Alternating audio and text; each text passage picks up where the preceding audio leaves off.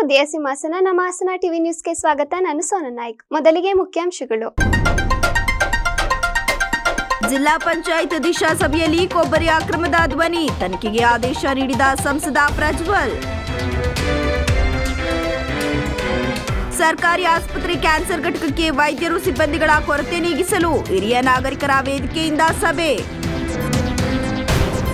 ದಲಿತ ಕುಟುಂಬಗಳಿಗೆ ಸೌಕರ್ಯ ಕಲ್ಪಿಸಲು ಆಗ್ರಹಿಸಿ ಎತ್ತೂರು ಗ್ರಾಮಸ್ಥರ ಪ್ರತಿಭಟನೆ. ಹಾಸನ ಜಿಲ್ಲಾ ಪಂಚಾಯತ್ ಹೊಯ್ಸಳ ಸಭಾಂಗಣದ ದಿಶಾ ಸಭೆಯಲ್ಲಿ ಕೊಬ್ಬರಿ ಅಕ್ರಮ ನಡೆಸಿರುವ ಬಗ್ಗೆ ಧ್ವನಿ ಕೇಳಿ ಬಂದಿತ್ತು. ಈ ಬಗ್ಗೆ ತನಿಖೆ ಮಾಡಿ ಇದರಲ್ಲಿ ಯಾರೇ ತಪ್ಪು ಮಾಡಿದರೆ ಅವರ ಮೇಲೆ ಪ್ರಕರಣ ದಾಖಲಿಸುವಂತೆ ಸಂಸದರಾದ ಪ್ರಜ್ವಲ್ ರೇವಣ್ಣ ಮತ್ತು ಜಿಲ್ಲಾಧಿಕಾರಿ ಸಿ ಸತ್ಯಭಾಮ ಅವರು ಸೂಚನೆ ನೀಡಿದರು. ಸಭೆಯಲ್ಲಿ ಮಾತನಾಡಿದ ಅವರು, ಈಗಾಗಲೇ ಹಾಸನ ಜಿಲ್ಲೆಯಲ್ಲಿ ಕೊಬ್ಬರಿ ಖರೀದಿ ಕೇಂದ್ರ ತೆರೆದು ನೋಂದಾವಣಿ ಕಾರ್ಯ ನಡೆಯುತ್ತಿತ್ತು. ಆದರೆ ಇಲ್ಲಿ ಅಕ್ರಮ ನಡೆಸಲಾಗಿದೆ, ವರ್ತಕರಿಂದ ಕೊಬ್ಬರಿ ಮಾರಾಟ ನಡೆಸಲಾಗಿದೆ ಅಂತ ಸಭೆಯಲ್ಲಿ ಸಂಬಂಧಪಟ್ಟ ಅಧಿಕಾರಿಗಳನ್ನ ತರಾಟೆಗೆ ತೆಗೆದುಕೊಂಡರು. ಸಭೆಯಲ್ಲಿದ್ದ ಎಪಿಎಂಸಿ ಅಧಿಕಾರಿಯಾದ ಶ್ರೀ ಅವರಿಗೆ ಪ್ರಶ್ನೆ ಮಾಡಿದಲ್ಲದೆ ಯಾರಿಂದ ಕೊಬ್ಬರಿ ಖರೀದಿ ಮಾಡಲಾಗಿದೆ ಎಂಬ ಬಗ್ಗೆ ನಾಳೆ ಶುಕ್ರವಾರದಂದು ನಡೆಯುವ ಸಭೆಯಲ್ಲಿ ಫಲಾನುಭವಿಗಳ ಪಟ್ಟಿ ಕೊಡಬೇಕು. ರೈತರ ಹೆಸರಿನಲ್ಲಿ ಬೇರೆ ಯಾರಿಂದಲೂ ಕೊಬ್ಬರಿ ಖರೀದಿ ಆಗಿದ್ರೆ ತನಿಖೆ ಮಾಡಿ ಅವರ ಮೇಲೆ ಕ್ರಿಮಿನಲ್ ಕೇಸ್ ದಾಖಲಿಸಲಾಗುವುದು ಅಂತ ಡಿಸಿ ಎಚ್ಚರಿಕೆಯನ್ನು ಸಹ ಕೊಟ್ಟರು. ಕೊಬ್ಬರಿ ಖರೀದಿ ಹಗರಣದ ಬಗ್ಗೆ ನಾನೇ ದೂರು ನೀಡ್ತೇನೆ, ಕೇಸು ದಾಖಲು ಮಾಡಿ ಇಲ್ಲವೇ ಸ್ವಯಂ ಪ್ರೇರಿತ ಪ್ರಕರಣ ದಾಖಲಿಸಿ ತನಿಖೆ ನಡೆಸಿ ಎಂದು ಸಭೆಯಲ್ಲಿ ಹಾಜರಿದ್ದ ಪೊಲೀಸ್ ಅಧಿಕಾರಿಗಳಿಗೆ ಸೂಚನೆಯನ್ನ ಕೂಡ ನೀಡಿದರು. ಕೊಬ್ಬರಿ ಬೆಲೆ ಕಡಿಮೆ ಇದ್ದಾಗ ಖರೀದಿ ಮಾಡಿ ಸಂಗ್ರಹಿಸಿಟ್ಕೊಂಡು ಈಗ ರೈತರ ಹೆಸರಲ್ಲಿ ಮಾರಾಟ ಮಾಡಲಾಗಿದೆ. ರೈತರಿಗೆ ಅನುಕೂಲ ಆಗಬೇಕಾದ ಯೋಜನೆ ವರ್ತಕರ ಪಾಲಾಗಿದೆ ಎಂದು ಸಂಸದರು ಆಕ್ರೋಶಗೊಂಡರು.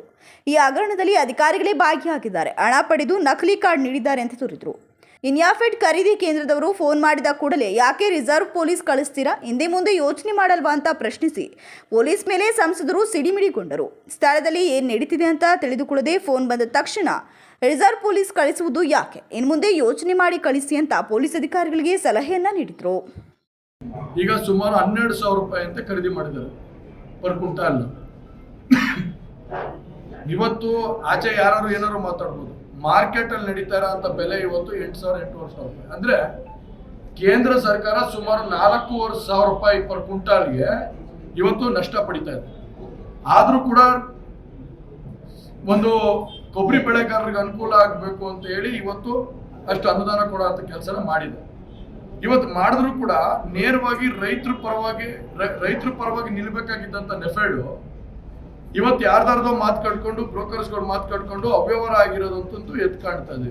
ಹಾಗಾಗಿ ಇದು ನಾವು ತನಿಖೆ ಆದ್ರೆ ಮಾತ್ರ ಇದಕ್ಕೆಲ್ಲ ಸರಿಯಾದಂತ ಉತ್ತರ ಸಿಗುತ್ತೆ ಅನ್ನೋ ಒಂದು ಭಾವನೆ ಒಂದ್ ಕಡೆ. ಇನ್ನೊಂದು ಕಡೆ ಏನಾಗಿದೆ, ಇವತ್ತು ಕೆಲವ್ರಿಗೆ ಅನುಕೂಲ ಆಗೋದಕ್ಕೋಸ್ಕರ ನೆಫೆಡ್ ಅವರು ಕೂಡ ಶಾಮೀಲಾಗಿ ಅವರು ಕೂಡ ಇದರಲ್ಲಿ ಕರಪ್ಟ್ ಪ್ರಾಕ್ಟೀಸಸ್ ಅಲ್ಲಿ ಇನ್ವಾಲ್ವ್ ಆಗಿದ್ದಾರೆ ಅನ್ನೋದ್ರ ಬಗ್ಗೆ ನಾನು ಪತ್ರನ ಕೂಡ ಬರೆದಿದ್ದೀನಿ. ನನ್ನ ಪ್ರಕಾರ ಮಾಧ್ಯಮ ಮಿತ್ರರಿಗೂ ನಾನು ಶೇರ್ ಮಾಡಿದ್ದೆ. ನಾನು ಪತ್ರ ಬರೆದಿರೋದು ಅರ್ಜುನ್ ಮುಂಡ್ರೆ ಅವ್ರಿಗೂ ಬರೆದಿದ್ದೀನಿ, ಸಾಹೇಬ್ರಿಗೆ ಮತ್ತೆ ಶೋಭಾ ಕರಂದ್ಲಾಜೆ ಮೇಡಮ್ ಅವ್ರಿಗೂ ಬರೆದಿದ್ದೀನಿ. ಅದನ್ನ ನಾನು ಶೇರ್ ಮಾಡಿದ್ದೀನಿ. ಸೊ ಹಾಗಾಗಿ ಇದು ಕಂಪ್ಲೀಟ್ ಅವ್ಯವಹಾರ ನಡೆದಿದೆ ಅಂತ ನಾವು ಹೇಳಬೇಕಾಗುತ್ತೆ. ಜಿಲ್ಲಾ ಪಂಚಾಯತ್ ದಿಶಾ ಸಭೆಯಲ್ಲಿ ಮುಖ್ಯ ಕಾರ್ಯನಿರ್ವಹಣಾಧಿಕಾರಿ ಪೂರ್ಣಿಮಾ ಇತರರು ಉಪಸ್ಥಿತರಿದ್ದರು. ಹಾಸನದ ಜಿಲ್ಲಾ ಸರ್ಕಾರಿ ಆಸ್ಪತ್ರೆಯಲ್ಲಿ ಕ್ಯಾನ್ಸರ್ ಕೇಂದ್ರಕ್ಕೆ ವೈದ್ಯರು ಹಾಗೂ ಸಿಬ್ಬಂದಿಗಳ ಕೊರತೆ ಇದ್ದು ಬಡವರು ವಂಚಿತರಾಗುತ್ತಿದ್ದಾರೆ ಎಂದು ಹಾಸನ ಜಿಲ್ಲಾ ಹಿರಿಯ ನಾಗರಿಕರ ವೇದಿಕೆ ವತಿಯಿಂದ ಸಭೆಯನ್ನ ನಡೆಸಲಾಯಿತು. ಹಾಸನದ ಏಮ್ಸ್ ಆಸ್ಪತ್ರೆಯಲ್ಲಿರುವ ಕ್ಯಾನ್ಸರ್ ಘಟಕ ಸ್ಥಾಪನೆಗೊಂಡು ಚಾಲನೆಯಲ್ಲಿದ್ದು ದಿನಕ್ಕೆ 50ರಿಂದ 70 ಜನ ಕ್ಯಾನ್ಸರ್ ರೋಗಿಗಳು ತಪಾಸಣೆ ಮತ್ತು ಚಿಕಿತ್ಸೆಗಾಗಿ ಬರ್ತಾರೆ. ಒಬ್ಬ ರೋಗಿಯ ಪರೀಕ್ಷೆ ಮಾಡಲು ಹೆಚ್ಚು ಸಮಯ ತೆಗೆದುಕೊಳ್ಳುವುದರಿಂದ ಅಷ್ಟು ಜನ ರೋಗಿಗಳ ಪರೀಕ್ಷೆ ಮಾಡಲು ವೈದ್ಯರ ಕೊರತೆ ಕಾಣ್ತಿದೆ. ರೋಗಿಗಳು ಕ್ಯಾನ್ಸರ್ ಚಿಕಿತ್ಸೆಗಾಗಿ ಇತರ ಜಿಲ್ಲೆಗೆ ದುಪ್ಪಟ್ಟು ಹಣ ನೀಡಿ ಹೋಗಬೇಕಾದ ಪರಿಸ್ಥಿತಿ ನಿರ್ಮಾಣವಾಗಿದೆ. ಕ್ಯಾನ್ಸರ್ ಕಾಯಿಲೆಗೆ ತುತ್ತಾದ ಬಡವರೇನು ಮಾಡಬೇಕು ಎಂಬುದು ಹಿರಿಯ ನಾಗರಿಕರ ವೇದಿಕೆಯ ಪ್ರಶ್ನೆಯಾಗಿದೆ. ಬೇರೆ ಪರ್ಪಸ್ ಇದೆ ಅಂತ ನಮಗೂ ಅರ್ಥ ಆಗುತ್ತೆ. ರಾಜಕಾರಣ ಎಷ್ಟು ಹೊಲಸಾಗಿದೆ, ಯಾರೋ ಮಾಡಿದ್ದೀನಿ, ಯಾರೋ ದುಡ್ಡು ತಂದಿದ್ದೀನಿ, ಯಾರ್ದೋ ಕೈಲಿ ಇನಾಗ್ರೇಟ್ ಆಗ್ಬೋದು, ಇದೆಲ್ಲ ಇರ್ಬೋದು. ಸಮಥಿಂಗ್ ಫಿಶ್ ಬೇಡ ನಮಗೆ. ಜನಕ್ಕೆ ಇವತ್ತು ಬೇಕು, ಬಿಲ್ಡಿಂಗ್ ರೆಡಿಯಾಗಿ ನಿಂತಿದೆ, 37 ಕೋಟಿ ದುಡ್ಡು ಕೊಡ್ಲಿ ಅವರು, ನಾಳೆಯಿಂದ ಪೇಷಂಟ್ಸ್ ನ ಟ್ರೀಟ್ ಮಾಡ್ತೀನಿ ಅಂತ ನೀವು ಹೇಳ್ತಾ ಇದ್ರಲ್ಲ ನಿಮ್ಗೆ. ನಗರದ ಸ್ಕೌಟ್ಸ್ ಅಂಡ್ ಗೈಡ್ಸ್ ಭವನದ ಆವರಣದಲ್ಲಿ ಜಿಲ್ಲಾ ಹಿರಿಯ ನಾಗರಿಕರ ವೇದಿಕೆ ಅಧ್ಯಕ್ಷ ವೈಎಸ್ ವೀರಭದ್ರಪ್ಪ ಮತ್ತು ಪ್ರಧಾನ ಕಾರ್ಯದರ್ಶಿ ಬಿಕೆ ಮಂಜುನಾಥ್ ಮಾತನಾಡಿ, ಏಮ್ಸ್ ಆಸ್ಪತ್ರೆಯಲ್ಲಿರುವ ಕ್ಯಾನ್ಸರ್ ಘಟಕ ಸ್ಥಗಿತವಾಗುವುದಕ್ಕೆ ಯಾವುದೋ ಒಂದು ಯುಜಿಡಿ ಲೈನ್ ಕೆಲಸ ಆಗಿಲ್ಲ ಅನ್ನೋ ಒಂದೇ ಕಾರಣಕ್ಕೆ ಕೇಂದ್ರದಲ್ಲಿ ಪೂರ್ಣ ಪ್ರಮಾಣದ ಸೇವೆ ಸಿಗ್ತಿಲ್ಲ. ಈ ಬಗ್ಗೆ ಸರ್ಕಾರಕ್ಕೆ ಯಾವ ವರದಿಯನ್ನ ಕೂಡ ಸಲ್ಲಿಸಿರುವುದಿಲ್ಲ ಅಂತ ದೂರಿದರು. ಅವರವರದೇ ದಾರಿಯಲ್ಲಿ ಅವರವರದೇ ಆದ ಜಾಗದಲ್ಲಿ ಅವರು ಸೇವೆ ಮಾಡ್ಕೊಂತ ಬಂದಿದ್ದಾರೆ.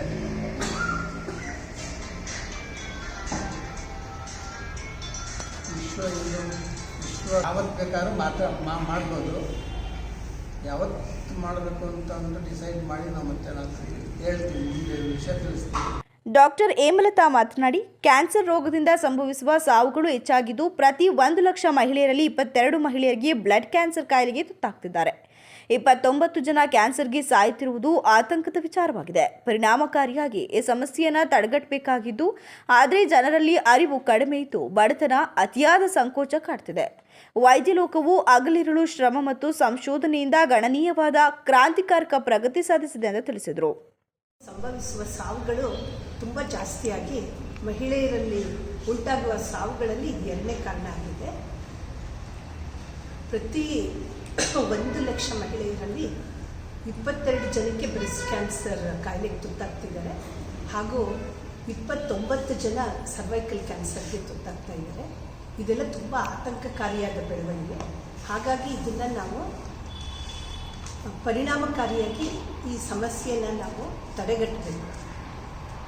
ಈಗ ನಾವು ನಮ್ಮ ಭಾರತದಲ್ಲಿ ಈ ಸಮಸ್ಯೆಯನ್ನು ಪರಿಣಾಮಕಾರಿಯಾಗಿ ಯಾಕೆ ತಡೆಗಟ್ಟಕ್ಕಾಗ್ತಿಲ್ಲ ಅಂದರೆ ಜನಸಾಮಾನ್ಯರಲ್ಲಿ ಅದ್ರ ಬಗ್ಗೆ ಅರಿವು ಕಡಿಮೆ. 2ನೇದಾಗಿ ಪಾಪ ಅವಿದ್ಯಾವಂತರು, ಬಡತನ, ಶುಚಿತ್ವದ ಕೊರತೆ ಮತ್ತು ಕೆಲವು ಅತಿಯಾದ.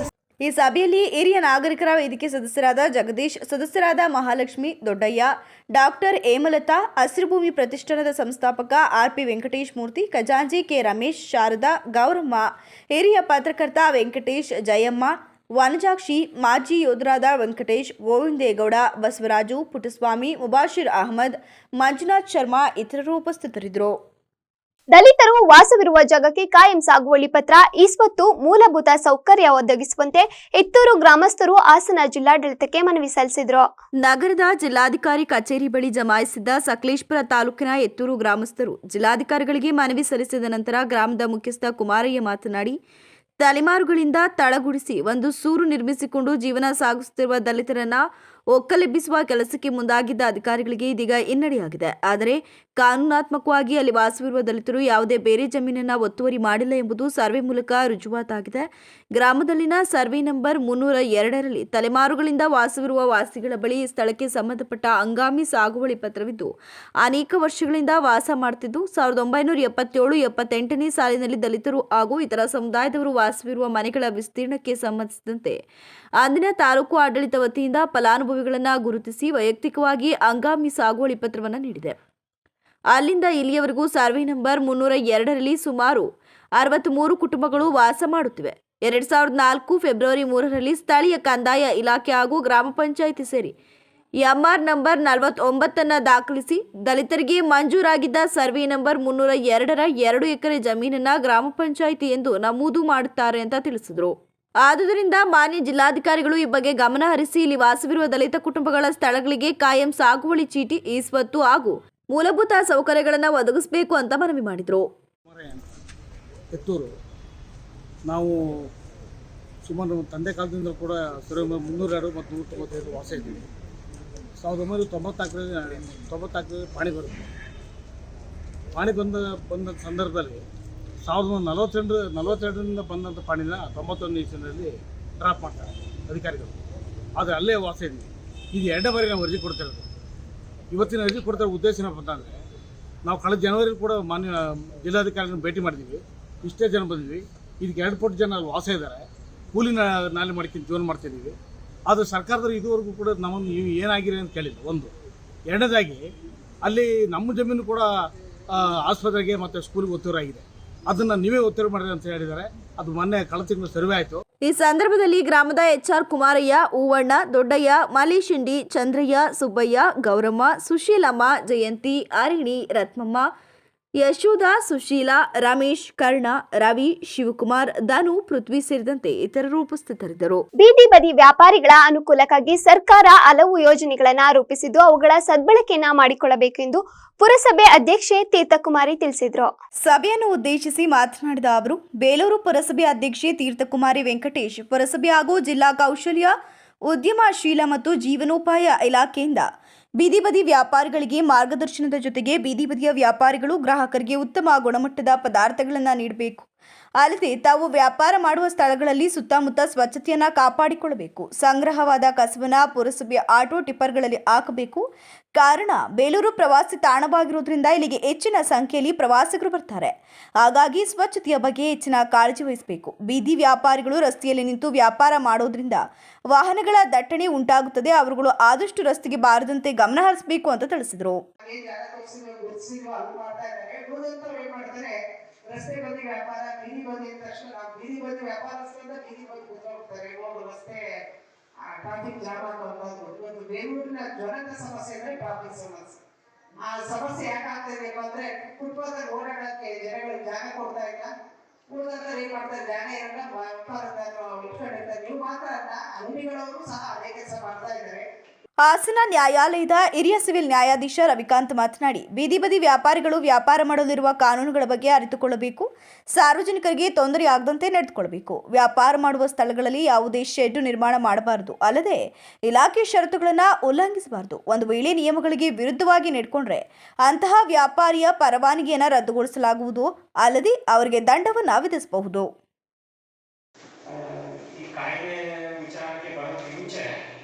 ನಾನು ಒಂದು ವಿಷಯವನ್ನು ಹೇಳಿ ನಂತರ ನಾನು ಈ ವಿಷಯವನ್ನು ತಮಗೆ ಹೇಳ್ತೀನಿ. ಸೊ ನಿಮಗೆಲ್ಲ ಗೊತ್ತಿದೆ, ನಮಗೆಲ್ಲ ನಮ್ಮ ಭಾರತದ ಸಂವಿಧಾನ ಬಗ್ಗೆ ತಾವೆಲ್ಲ ಕೇಳಿದ್ದೀರಿ ಅಲ್ವಾ, ಇಂಡಿಯನ್ ಕಾನ್ಸ್ಟಿಟ್ಯೂಷನ್ ಬಗ್ಗೆ ತಾವೆಲ್ಲ ಕೇಳಿದ್ದೀರಿ. ಸೊ ನಮ್ಮ ಇಂಡಿಯನ್ ಕಾನ್ಸ್ಟಿಟ್ಯೂಷನ್ ಅಂದರೆ ನಮ್ಮ ಭಾರತದ ಸಂವಿಧಾನ ನಮಗೆಲ್ಲ ನಮ್ಮ ಜೀವನೋಪಾಯದ ಒಂದು ನಿರ್ವಹಣೆಗೆ ನಾವು ಯಾವುದಾದ್ರೂ ವೃತ್ತಿಯನ್ನು ನಾವು ಅವಲಂಬಿಸ್ಬೋದು. ಅದಕ್ಕೆ ನಾವು ಇಂಥದ್ದೇ ವೃತ್ತಿಯನ್ನು ಮಾಡಬೇಕು ಅಥವಾ ಇಂಥ ಕೆಲಸವನ್ನು ಮಾಡಬಾರ್ದು ಅಂತ ಈ ರೀತಿ ರಿಸ್ಟ್ರಿಕ್ಷನ್ ಏನೂ ಇಲ್ಲ.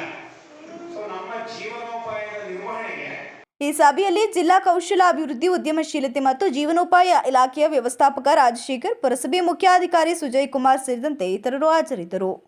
ಲೋಕಸಭೆ ಚುನಾವಣೆ ಹಿನ್ನೆಲೆ ಬೆಂಗಳೂರಿನ ಅರಮನೆ ಮೈದಾನದ ಭೀಮಾ ಮಂಟಪದಲ್ಲಿ ಫೆಬ್ರವರಿ 17ರಂದು ಆರ್ಪಿಐ ಕಾರ್ಯಕರ್ತರ ರಾಜ್ಯ ಮಟ್ಟದ ಬೃಹತ್ ಸಮಾವೇಶವನ್ನು ಹಮ್ಮಿಕೊಳ್ಳುವುದಾಗಿ ರಿಪಬ್ಲಿಕ್ ಪಾರ್ಟಿ ಆಫ್ ಇಂಡಿಯಾದ ರಾಜ್ಯಾಧ್ಯಕ್ಷ ಸತೀಶ್ ಹಾಸನದಲ್ಲಿ ತಿಳಿಸಿದರು. ಪತ್ರಿಕಾಗೋಷ್ಠಿಯಲ್ಲಿ ಗುರುವಾರ ಮಾತನಾಡಿ, ದೇಶದಲ್ಲಿನ ಕ್ಷಿಪ್ರ ರಾಜಕೀಯ ಬೆಳವಣಿಗೆಗಳಲ್ಲಿ ರಿಪಬ್ಲಿಕನ್ ಪಾರ್ಟಿ ಆಫ್ ಇಂಡಿಯಾ ಪಕ್ಷವೂ ಸಹ ರಾಷ್ಟ್ರ ರಾಜಕಾರಣದಲ್ಲಿ ಪ್ರಸ್ತುತಗೊಳ್ಳುತ್ತಾ ಬಾಬಾ ಸಾಹೇಬ್ ಡಾಕ್ಟರ್ ಬಿ.ಆರ್. ಅಂಬೇಡ್ಕರ್ ಅವರ ಕನಸಿನ ಪ್ರಬುದ್ಧ ಭಾರತ ನಿರ್ಮಾಣದ ಸಕಾರತೆಯ ಹೆಜ್ಜೆಗಳ ಛಾಪನ್ನ ಇಡೀ ದೇಶದಾದ್ಯಂತ ಮೂಡಿಸುತ್ತದೆ. ಈ ನಿಟ್ಟಿನಲ್ಲಿ ಮಹಾರಾಷ್ಟ್ರ ಪಡೆದಿರುವ ತನ್ನ ಅಗ್ರ ಸ್ಥಾನದ ನಂತರ ಕರ್ನಾಟಕ ರಾಜ್ಯ ಘಟಕವು ಆರ್ಪಿಐಗೆ ದ್ವಿತೀಯ ಸ್ಥಾನ ಗಿಟ್ಟಿಸಿಕೊಳ್ಳುವಲ್ಲಿ ಯಶಸ್ವಿ ಹೆಜ್ಜೆಗಳನ್ನು ಇಡುತ್ತಿದೆ. ನವದೆಹಲಿಯ ಡಾಕ್ಟರ್ ಬಿ.ಆರ್. ಅಂಬೇಡ್ಕರ್ ಇಂಟರ್ನ್ಯಾಷನಲ್ ಸೆಂಟರ್ನ ಐತಿಹಾಸಿಕ ಸಭಾಂಗಣದಲ್ಲಿ ನಡೆದ ರಾಷ್ಟ್ರೀಯ ಪದಾಧಿಕಾರಿಗಳ ಸಭೆಯಲ್ಲಿ ಡಾಕ್ಟರ್ ಎಂ ವೆಂಕಟಸ್ವಾಮಿ ಅವರು ರಾಷ್ಟ್ರೀಯ ಕಾರ್ಯಾಧ್ಯಕ್ಷರಾಗಿ ಆಯ್ಕೆಯಾದ ನಂತರ ದೇಶದ ಸಮಸ್ತ ಆರ್ಪಿಐ ಕಾರ್ಯಕರ್ತರಲ್ಲಿ ಹೊಸ ಆಶಾಭಾವನೆ ಮೂಡಿ ರಾಷ್ಟ್ರ ಮಟ್ಟದಲ್ಲಿ ಪಕ್ಷದ ನವಚೈತನ್ಯಕ್ಕೆ ಸಾಕ್ಷಿಯಾಗ್ತದೆ ಅಂತ ಹೇಳಿದರು. ಸಮತಾ ಭಾರತವನ್ನ ನಿರ್ಮಾಣ ಮಾಡಬೇಕು ಅಂತ ಹೇಳಿ ಒಂದು ಆಶಯದಿಂದ ಒಂದು ಹಲವಾರು ರಾಜಕೀಯ ಪಕ್ಷಗಳನ್ನ ಕಟ್ತಾರೆ. ಇಂಡಿಪೆಂಡೆಂಟ್ ಲೇಬರ್ ಪಾರ್ಟಿ, ನಂತರ schedule caste federation of India, ನಂತರ 1956ರಲ್ಲಿ ರಿಪಬ್ಲಿಕನ್ ಪಾರ್ಟಿ ಆಫ್ ಇಂಡಿಯಾವನ್ನ ಸ್ಥಾಪನೆ ಮಾಡಿತ್ತು. ಈ ಪಕ್ಷ ಇವತ್ತು ರಾಮದಾಸ್ ಅಠವಾಲೆ ಅವರ ಕೇಂದ್ರ ಮಂತ್ರಿ ರಾಮದಾಸ್ ಅಠವಾಲೆ ಅವರ ಮತ್ತು ಡಾಕ್ಟರ್ ಎಂ ವೆಂಕಟಸ್ವಾಮಿ ಅವರ ನೇತೃತ್ವದಲ್ಲಿ ಇಡೀ ರಾಷ್ಟ್ರದಾದ್ಯಂತ ಒಂದು ಪ್ರಬಲದ ಪಕ್ಷವಾಗಿ ಬೆಳೀತಾ ಇದೆ. ನಾನು ರಾಜ್ಯಾಧ್ಯಕ್ಷ ಆದಂಥ ನಂತರದಲ್ಲಿ ಇದೇ ಮೊದಲನೇ ಬಾರಿಗೆ ಬೆಂಗಳೂರಿನ ಅರಮನೆ ಮೈದಾನದಲ್ಲಿ ಒಂದು ಬೃಹತ್ತಾದ ಸಮಾವೇಶವನ್ನ ಹಮ್ಮಿಕೊಂಡಿದ್ದೀವಿ. ಇದುವರೆಗೂ ಕೂಡ ನಮ್ಮನ್ನ ಆಳ್ತಿ ಬಂದಿರತಕ್ಕಂಥ ಪಕ್ಷಗಳು ಜಾತಿಯ ಹೆಸರಿನಲ್ಲಿ, ಕೋಮುಗಳ ಹೆಸರಿನಲ್ಲಿ ಗಲಭೆಯನ್ನು ಸೃಷ್ಟಿ ಮಾಡಿ ತನ್ನ ರಾಜಕೀಯವನ್ನ ಮಾಡ್ತಾ ಬರ್ತಿದ್ದಾರೆ. ಇನ್ನೂ ಕೂಡ ಗರೀಬ್ ಹಟಾವೋ ಭಾರತ್ ಬಚಾವೋ ಅಂತ ಹೇಳಿ ಏನು ಘೋಷಣೆ ಮಾಡಿದ್ರು, ಇನ್ನೂ ಕೂಡ ಈ ದೇಶದಲ್ಲಿ ಗರೀಬು ಹೋಗಿಲ್ಲ ಅನ್ನೋ ಕಾರಣ ಇನ್ನೂ 5 kg ಅಕ್ಕಿಗೆ ಇನ್ನೂ ಕೂಡ ನಾವು ಸಾಲ ನಿಲ್ತಕ್ಕಂಥದ್ದೇ ಕಾರಣ ಆಗಿದೆ. ಹಾಗಾಗಿ ಬಾಬಾ ಸಾಹೇಬ್ರ ಏನು ಆಶಯ ಇತ್ತು, ಆ ಆಶಯದಲ್ಲಿ ನಾವು ಮುನ್ನಡೆಯಬೇಕು ಅಂದ್ರೆ ರಿಪಬ್ಲಿಕನ್ ಪಾರ್ಟಿ ಆಫ್ ಇಂಡಿಯಾದಿಂದ ಮಾತ್ರ ಸಾಧ್ಯ ಅಂತ ಹೇಳ್ತಾ, ಈ 17ನೇ ತಾರೀಕು ಬೆಂಗಳೂರು ಅರಮನೆ ಮೈದಾನದಲ್ಲಿ ನಡೆತಕ್ಕಂಥ ಸಮಾವೇಶಕ್ಕೆ ಇಡೀ ರಾಜ್ಯದಿಂದ ಲಕ್ಷಾಂತರ ಜನ ಸೇರ್ತಕ್ಕಂಥ ನಿರೀಕ್ಷೆ ಇದೆ. ಇದು ಕಾರ್ಯಕ್ರಮ ಉದ್ಘಾಟನೆಯನ್ನ ನಮ್ಮ ಕೇಂದ್ರ ಮಂತ್ರಿ ಆದಂಥ ರಾಮದಾಸ್ ಅಠವಾಲೆ ಅವರು ಉದ್ಘಾಟನೆ ಮಾಡ್ತಿದ್ದಾರೆ. ಇದರ ಎಲ್ಲ ನೇತೃತ್ವವನ್ನು ನಮ್ಮ ವೆಂಕಟಸ್ವಾಮಿ ಅವರು ವಹಿಸಿದ್ದಾರೆ. ಹಾಸನದಿಂದಲೂ ಕೂಡ ಹೆಚ್ಚಿನ ಸಂಖ್ಯೆಯಲ್ಲಿ ಭಾಗವಹಿಸ್ತೀವಿ. ಇದನ್ನ ಮೂಲಕ ವಿಚಾರ ಮಾಡಬೇಕು ಅಂತ ಹೇಳ್ತಾ ನಮ್ಮ ಮಾಡ್ತಾರೆ. ಏನು ಯಾವ ಕಾರಣಕ್ಕೆ ಈಗ ಚುನಾವಣೆ ಬರುತ್ತೆ? ಮುಂದಿನ ಚುನಾವಣೆ, ಲೋಕಸಭಾ ಚುನಾವಣೆಯ ದೃಷ್ಟಿಯನ್ನು ಇಟ್ಕೊಂಡು ಈ ಸಮಾವೇಶವನ್ನು ಮಾಡ್ತಿದ್ದೀವಿ. ಇದೊಂದು ಮುಂದಿನ ಏನು ರಾಜಕೀಯಕ್ಕೆ ಒಂದು ಒಳ್ಳೆ ತಿರುವನ್ನ ಪಡೆತಕ್ಕಂಥ ಸಮಾವೇಶ ಆಗುತ್ತೆ ಅನ್ನೋ ಒಂದು ಭಾವನೆ ಇದೆ.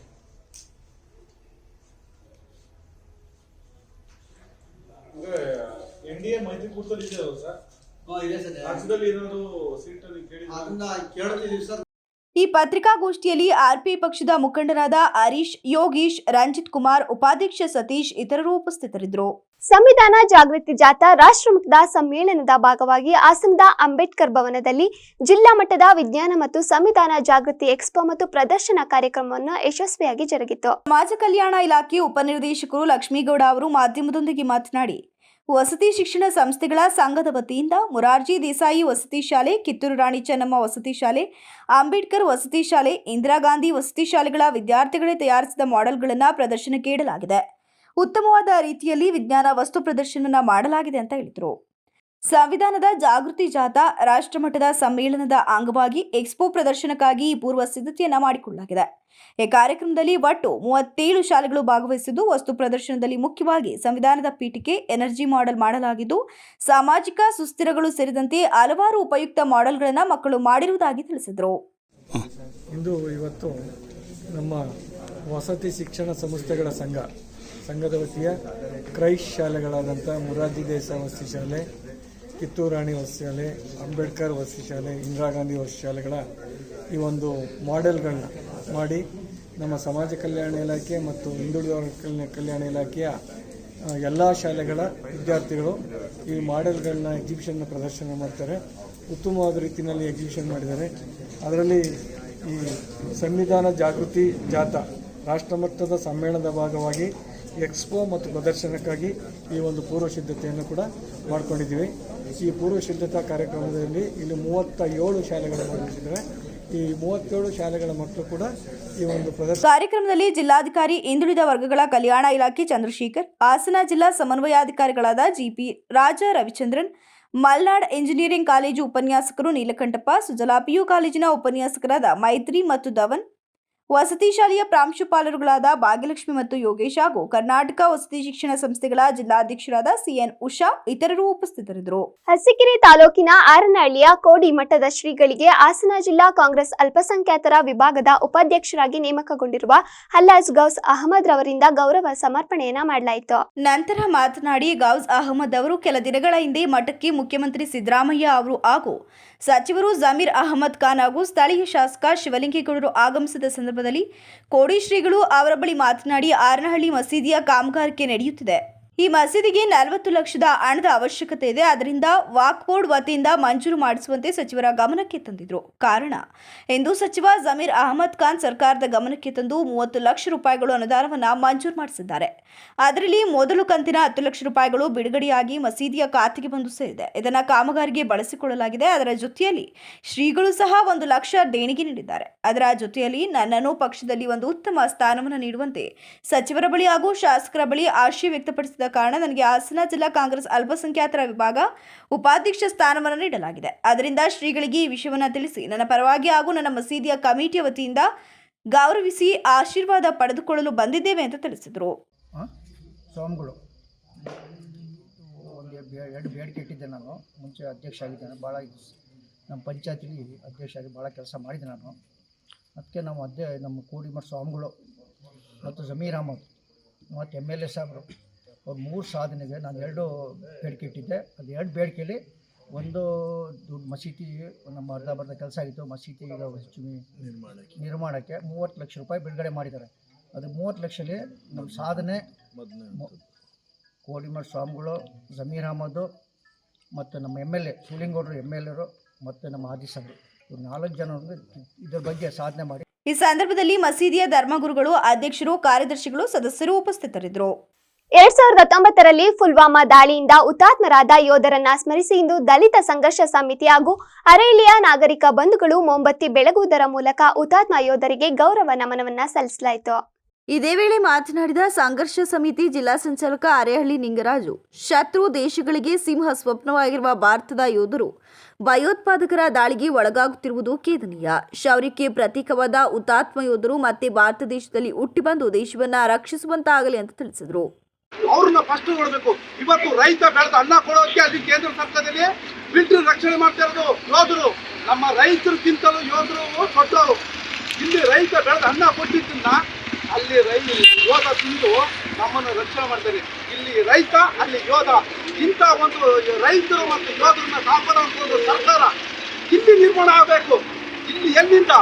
ಅರೇಳಿಂದಲೇ ನಿರ್ಮಾಣ ಆದರೆ ಅಲ್ಲಿ ಡೆಲ್ಲಿ ನಿರ್ಮಾಣ ಆಗುತ್ತೆ, ಜಮ್ಮು ಕಾಶ್ಮೀರದಲ್ಲಿ ನಿರ್ಮಾಣ ಆಗುತ್ತೆ. ಇಂಥ ಒಂದು ಸರ್ಕಾರ ನಿರ್ಮಾಣ ಅಂತದ್ದು ಯಾವುದೇ ಸರ್ಕಾರ ಬಂದರೆ ರೈತರಿಗೆ ಮತ್ತು ಯೋಧರಿಗೆ ಫಸ್ಟ್ ಪ್ರಾವಿಷನ್ ಕೊಡಿ. ನೀವು ಅವಾಗ ಯಾವ ಸರ್ಕಾರ ಇಡೀ ದೇಶ ನೋಡುತ್ತೆ ನಿಮ್ಮ ತಿರುಗಿ. ಇಂಥ ಒಂದು ಸರ್ಕಾರವನ್ನು ರಚಿಸಿ. ನಾವು ಪಕ್ಷಭೇದ ಮಾಡ್ತಾ ಇಲ್ಲ, ನಾವು ಯಾವ ಪಕ್ಷ ಬಂದೆ ಅಂತ ಹೇಳ್ತಾ ಇಲ್ಲ.